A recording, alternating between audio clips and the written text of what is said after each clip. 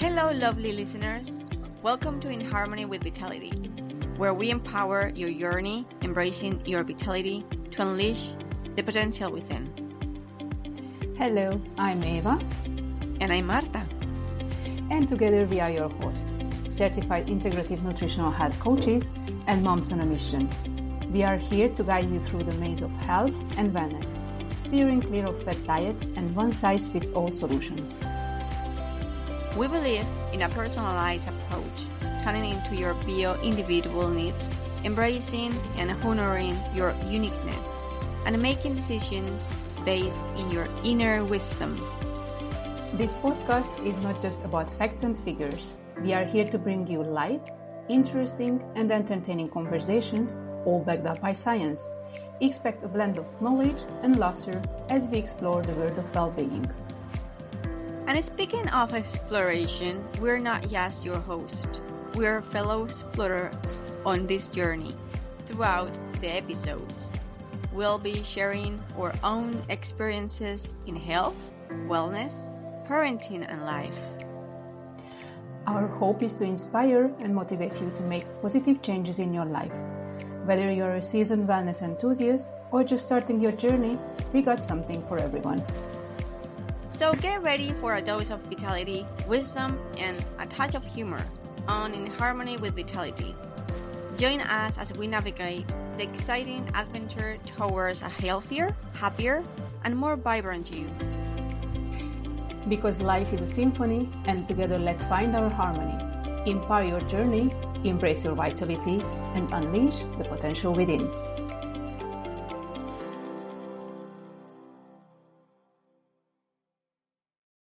Welcome back to In Harmony with Vitality, where we delve into topics that help you live a healthier, more balanced life.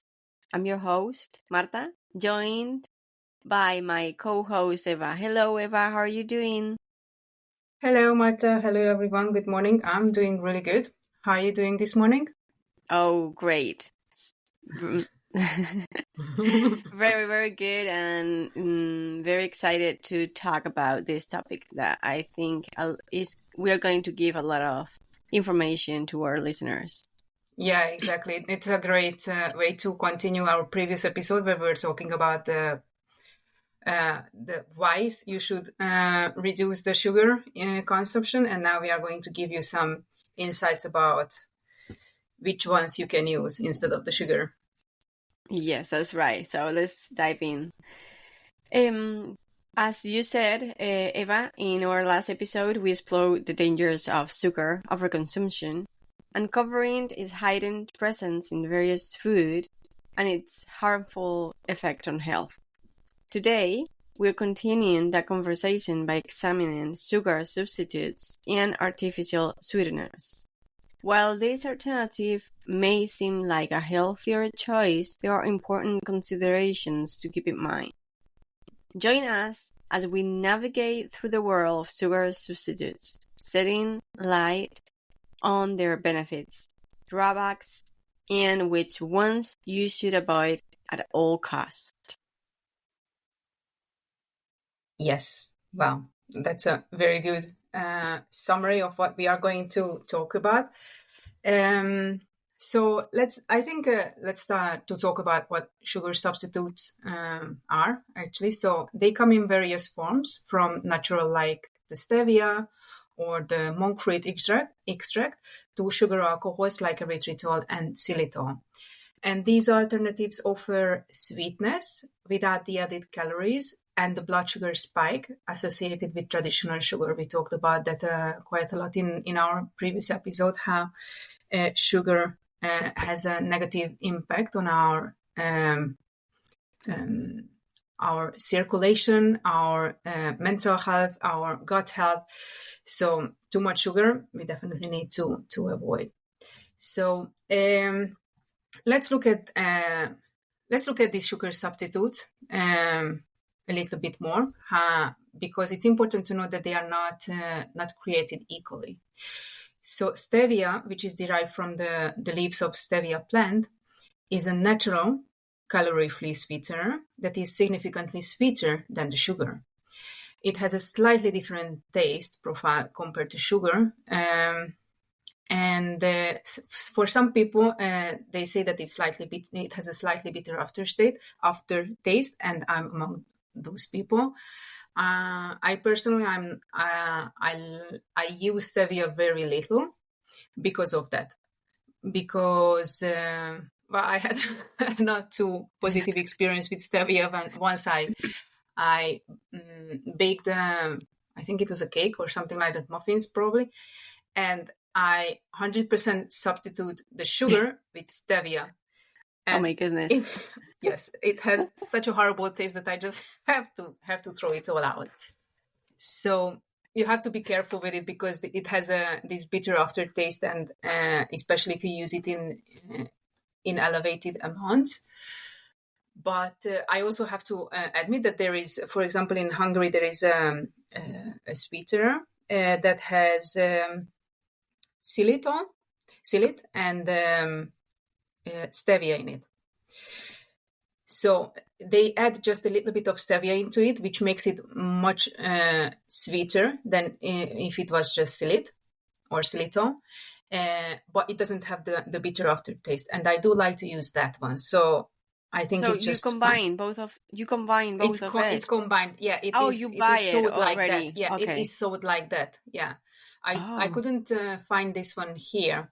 In Hungary, they sell it quite a lot, and it is actually sold like it's 4 times sweeter than sugar, because they just put just enough amount of xylit, so it is sweet enough, but you don't have to use that much, and it obviously doesn't spike your sugar level. Yes, that's right. I use stevia just for when I prepare a tea and I want just a little bit of sweet on it. But I don't use it for doing cakes or all these things. No, like you said, it changed the taste a lot. Yes. Yeah, although it's a big advantage of stevia that it's heat stable, so it doesn't decompose or it doesn't change its structure due to heat. But I just don't like the taste it has in baked goods. But I also know I have friends who, for example, use the stevia leaves, and they just make a tea, put the leaf into the tea, and they say that it has a really nice taste. Maybe I should just give it a try again. I don't know. Yeah, with tea, it's very nice. Yeah. And I used to prepare one that is ginger. I cut some ginger. Oh. Lemon. I cut lemon also, and I put it in hot water, and I put leaves of stevia, and it's yummy.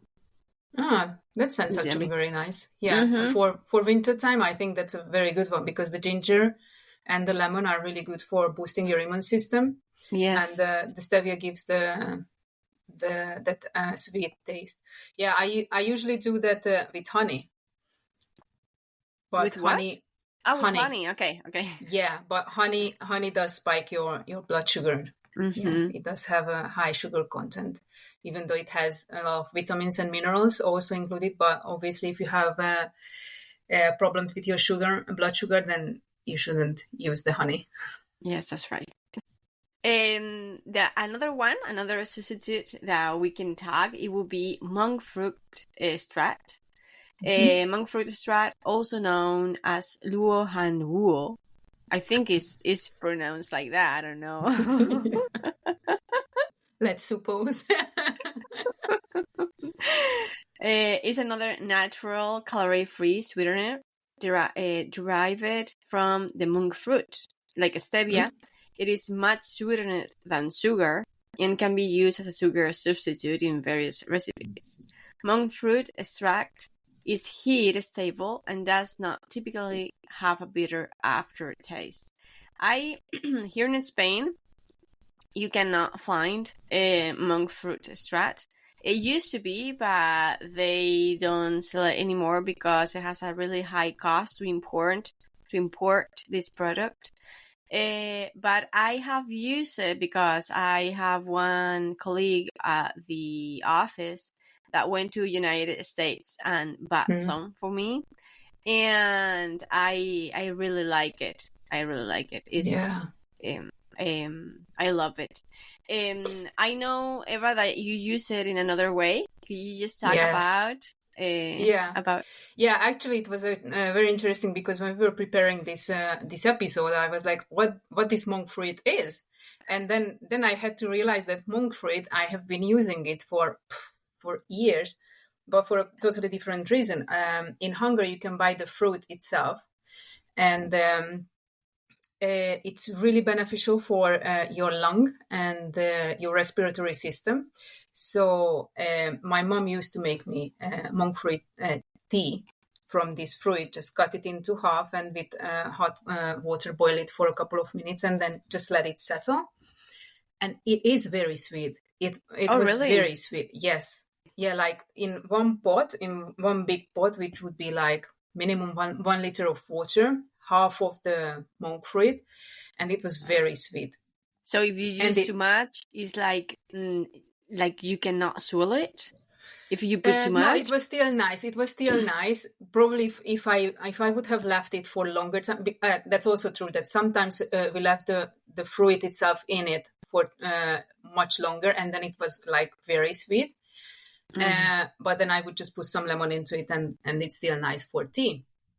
So I used it for during winter time when I caught a cold or was with the flu, just to have to clean my lungs, because it has very beneficial effects on your respiratory system. And it was very interesting because here in Spain I can't find this monk fruit, so I always brought it from Hungary. And once we were in Thailand on holidays with my husband.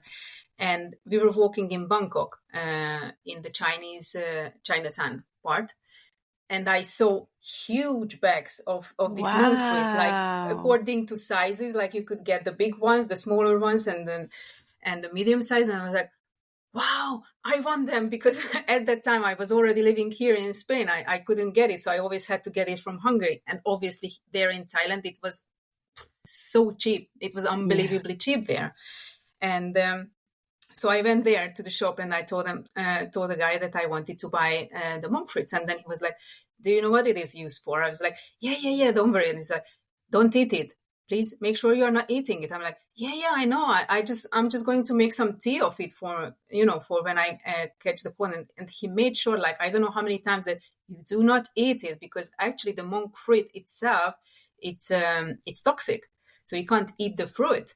Wow. Probably it's only when it's dry, because the monk fruit itself, I think it's something that you can eat. But when I was there, I was like, no, you can't eat that. I was like, wow, okay. This is very interesting, because you can make tea. You can make tea. You can make the extract for sweetener. So probably they are doing some.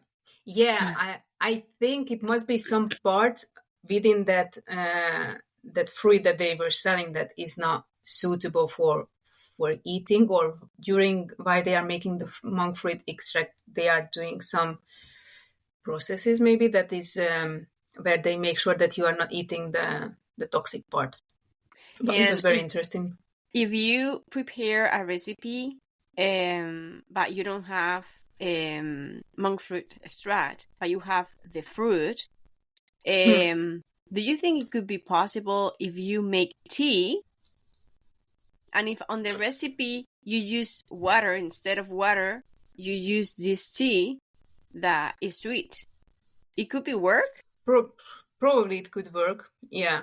If you make it very dense, probably it can work. But then you have to play around with it, like to find the right balance. So to which I currently don't have time. But if I would have time, maybe I would be playing around with that. Yeah.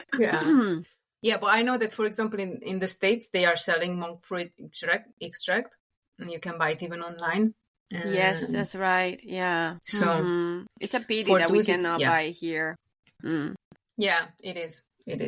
But oh well. We can buy, on the other hand, erythritol. Yeah. Or erythrit, which is a sugar alcohol that occurs naturally in certain fruits and fermented foods, actually. It is about only 70% as sweet as sugar. So it means that it's not as sweet as the sugar. So if you are substituting in recipes, you might need to use more of it, or you might just want to get used to having it less sweet, your food. And the really cool thing about erythrit is that it has a similar taste and texture than sugar. Yes, that's right. Actually, when I started to substitute sugar and started to use erythritol, I used to use like the same amount of sugar, the same amount of erythritol in the recipe as it was for sugar. And it's true that in the beginning it felt like it's not sweet enough. Oh, really? But you just because it's not that sweet as the sugar. It's not as strong. But I think it's just a question of getting used to the new taste, because it doesn't have an aftertaste. You can just substitute exactly like it was sugar because the texture is the same. Because sometimes with substitutes, what happens is that, it has a different texture, or it picks up more moist. So you have to use less and stuff like that. So erythrit is really easy to use, but it doesn't. It's not as sweet as sugar. Yes, that's right. And it's really good because it doesn't spike it doesn't raise your blood sugar level. So it's really suitable for people with diabetes or other problems with the blood sugar. And it's heat stable as well, so it is suitable for baking. We have also another similar that it will be xylitol. That is another sugar alcohol, and xylitol is derived from from birch bark or corn. It has a similar sweetness level and taste to sugar, but contains fewer calories and has a lower glycemic index, meaning that it has less of an impact on blood sugar levels. Xylitol is heat stable and can be used in cooking and baking also. So these two are two alcoholic sugars examples of substitutes. Yeah, that you these can sugar use. alcohols. Yeah. I personally use them quite a lot, both of them, both erythritol and xylitol, and I like to mix them. Use a little bit this and a little bit that. And also, what is really cool about xylitol is that it's very good for your dental health. Like, yes, that's right. For kids' dental paste, they include it because it promotes dental health. But you have to be careful because if you are over consuming it, it can cause diarrhea. So you don't want to abuse gums when you yes. Chewing gums, yes. When someone is on the chewing gums all day long and they are running to the toilet, yes. Yeah, you have to be careful with that. That's true. Yeah. I also like to, what I really like to use is coconut sugar. And I actually like to mix coconut sugar with either erythritol or xylitol. Because coconut sugar has a super nice, caramelized taste. Yes. So it adds a super nice taste and texture to the baking goods. I think you are using it as well, right? Yes, I like it also. Coconut sugar. I think I use coconut sugar and panela. Panela. Panela. Yeah. Coconut sugar, I really like it. Yeah, some there are quite a lot talking about coconut sugar, that it's a much healthier option than sugar itself. Exactly, and it is true because it does contain some minerals and doesn't have such a strong effect on your blood sugar levels, but it is still a sugar, so you just have to be mindful about it. Yes, you need to educate your taste. And what we recommend is to take away just a little bit of sugar, or the sugar that you usually consume. Just take it away, just part of it each time, until you're just using just a little bit. And sometimes people, like, for example, myself, when I was a kid, I use yogurt. I ate yogurt, and I couldn't eat yogurt without a lot of sugar. I put 3 spoons of Wow. sugars. You Yeah. put more sugar than yogurt. Yes, exactly. It was sugar with yogurt. And one day I said, I'm going to try a little bit less sugar. And I put, instead of 3, 2.5. And I really noticed on the taste, it was that's not that sweet, but I get used to it, and until that if I I consume yogurt, I do not put sugar. I put probably now cinnamon, or I put something different, Me too. Yeah. So, or some dates. I got some dates, and I don't use sugar on it. So it's just changing a little bit. If you cannot put less than half, you cannot take away half of the spoon, for example. Just take less, just a little bit. Yeah, but you just gave a really good tip there, like lower the sugar itself, and I don't know, just put some little bit of dates in it, or put some, now that the summer fruits are coming, and I just got my first box of blueberries, and I'm like, blueberries, yes, yummy. and you just put some blueberries or some really mature strawberries that is really sweet, so you can just get rid of the sugar and then put in some fruits, and it has double benefits, because you are getting the minerals and all the vitamins from the fruits. You get the antioxidants from these berries, and it's yummy. And you can just start to lower the sugar, and as you said before, the key is start to re-educate your taste buds, so you are not used to that so sweet foods. And the good news is that your taste buds can be re-educated in 10 days. So it really doesn't take that long.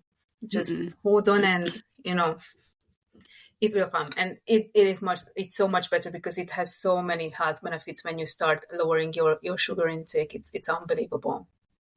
Yes, that's right. Yeah. So we encourage to everyone to try it. Exactly. And I mentioned before that xylitol, you have to be careful, because it can cause you diarrhea.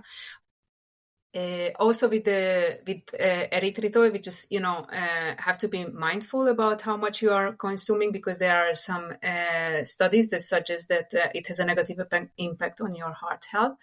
I think in general, we just have to be mindful about how much sugar and how much sugar substitute we are using. And the key is to start getting used to not eating that much of sweet. Yes, that's right. Mm-hmm. I heard the same, and I read the same about it. Yeah.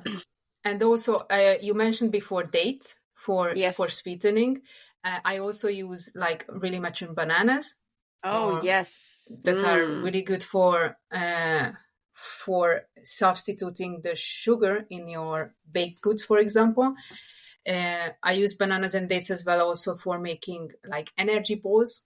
Mm-hmm. And it has all the fibers, it has some vitamins, some minerals, so it is so much better than sugar, and you can use it in so many different ways. Yes. No, I was remembering that I sometimes, when I'm hungry in the afternoons, I prepare some I don't know, it is batido. Smoothies. Smoothies, yeah, that was the word. Smoothies, and sometimes what I do is I put a banana, oat milk, and peanut butter. Ooh. And when I taste it, it's so sweet. And if I don't know if that taste of that sugary taste, it is the combinations between the banana and the peanut butter. Yes, it's like intensified, right? Yes, exactly. Happened to me as well. Yeah. And you don't. And it's you don't actually put any the oat sugar. milk as well. It depends on the oat milk that you are using. Mm-hmm. Yes, because that's right. if you use oat milk that is store-bought, then that's usually much sweeter than the one that you do, make for example, at home. home. Mm-hmm. Yes. Yeah, so that Yes. that the combination there, you can see like, yeah, I'm just using a little bit of oat milk, I'm using a little bit of banana and a little bit of peanut butter, and it's like, whoa! Exactly. All of a sudden, it's like, wow, that's very sweet. Yes. It happened to me as well. True. Yeah, and some people are using honey for baking, but it's actually not very recommended because honey is not heat stable, so it changes its structure. And I read that the structure that it becomes during heating is it has negative effects on your health. So I definitely wouldn't recommend using for baking honey. And honey in general is very sugary. I love honey though. And also, we recommend if, for example, if you're a person that you really like honey and you want to use sometimes, for example, for a tea, we recommend to put the honey when you are going to drink the tea. Because if you put it when it's so hot, it's what you just said, Eva. Yeah. Yeah, I also love honey. Love it with the tea. Also, my kids love honey. And they have actually yogurt with honey, with some honey. And they could live on it. And with honey, you also have to make sure that the quality of the honey is like premium. So just buy local honey, because it also helps with allergies, because the bees are collecting the pollens from your area. So it helps your immune system to get used to these pollens. So it reduces your allergy responses if you have one. And also just make sure that it's not super processed, not from the supermarket, which is usually diluted with sugary water. Just go for quality. Yeah, because just remember that honey depends on the temperature that you are. Sometimes, not sometimes, always when it's cold outside, the honey gets hard. I don't know how you say. Yeah. Crystallized, yeah. But it happens also summertime. I think it's a natural process that happens to the honey. Yes. So on supermarkets, as you said, it's always liquid. Always. Yes. Yeah, because it has water in it. So it wouldn't happen. Yeah, that's right. So and the problem is it's not just water, it's sugary water. So it's even worse. Yeah, just go for quality. That's it. Exactly. And now I think it would be really important to talk a little bit about sugar substitute that you should avoid at all costs. And these are the artificial sweeteners like aspartame, saccharin, and sucralose. Due to their potential health risk, including causing cancer, I think the best is just to avoid them altogether. Yeah. High fructose corn syrup, commonly found in processed foods, has been linked to obesity, type 2 diabetes, and other health issues, making it another sweetener to avoid. Exactly. And the problem with these is both high fructose corn syrup and artificial sweeteners like aspartame and saccharin and sucralose. The problem is that they are used in processed foods. They are, like a marketing magnet, because people are getting more conscious about their sugar intake. So companies are using it like it has no added sugar. But then when you check the label and it says it has aspartame, saccharin, high fructose corn syrup, I think it's even worse than sugar. Just avoid it. Yes, when so you be see, careful. Yeah, when you see a package that says zero sugar add, just read check label. Check the label. Absolutely. Yeah. And one of these sweeteners is also, let's see if I can pronounce it correctly, acesulfame potassium. But these are the things that, when you can't even read it, just be cautious. Like, oh, I can't read it. That's not very good. It's also called neotame. Even though it has been approved for consumption, it has raised concerns about their effects on metabolism and neurological health. This is really serious, because it's not only that it affects your gut health, but it can cause you mental health problems. Yeah, and we will need to include into these sweeteners that we need to avoid is cyclamate, I don't know how you pronounce that. Yeah, it's cyclamate, I would say. Banned in United States due to carcinogenic concerns. It's still used in some countries despite regulatory agencies deeming it unsafe for consumption. Yes, and unfortunately, this is not the only one. There are so many artificial sweeteners that are still being used in some countries, and probably here in Spain as well, that are just not suitable for consumption, because there are studies that are already suggesting that they are causing really serious health problems. But for big companies, it's in their interest to keep feeding us with this stuff, because people are getting more conscious, and this is great. People are getting more conscious about sugar consumption and what they are eating and putting on their plates. But oftentimes we are misled, and we think that we are doing something good for our health, like eating fat-free products or zero sugar products. But then we have to check if there is no fat, then what else did they put in to be able to sell it? Or if it's zero sugar, what it is there instead of the sugar. Yes, it's a very good information you just gave. Yeah, it's just getting more conscious. Educate yourself, read labels. If you can't, if you read the label and you don't know what it is, you can't even read out, because there are some ingredients that you can't even read it, because there are letters. It's like, it makes no sense. Then just do your research. Yes, that's right. It's always, the best is always the unprocessed, that you get from in their natural state, and then you are cooking from that. Thank you for joining us on In Harmony with Vitality as we explored the world of sugar substitutes and artificial sweeteners.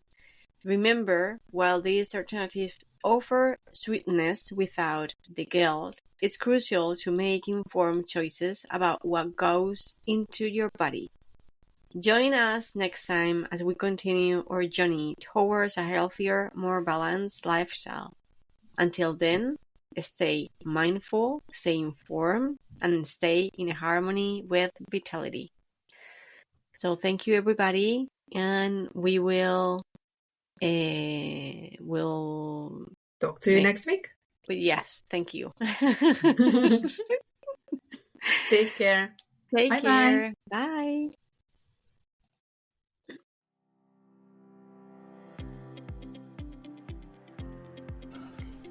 If you have any question, topics you would like us to cover, or if you just want to share your own journey, feel free to connect with us on social media.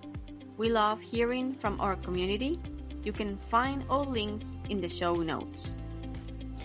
Remember, this podcast is all about embracing your uniqueness and making choices that align with your inner wisdom. Your journey to a healthier and happier life is yours to share. Don't forget to hit that subscribe button so you never miss an episode. And if you loved what you heard, leave us a review. Your feedback means the world to us, and it helps others discover the podcast. As we sign off, always remember, life is an incredible journey and you hold the power to make it extraordinary. Tune in next time as we continue our quest for harmony and vitality. Until then, take good care of yourself honor your uniqueness, and stay in harmony with vitality.